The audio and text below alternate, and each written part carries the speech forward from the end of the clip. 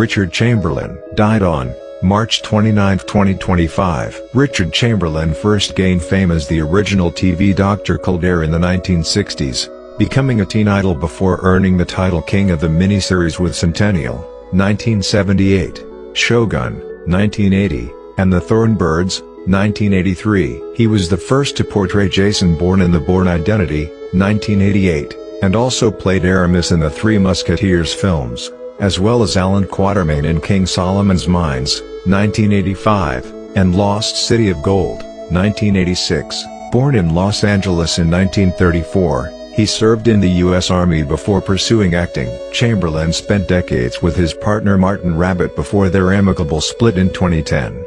He passed away at 90 in Hawaii due to complications from a stroke.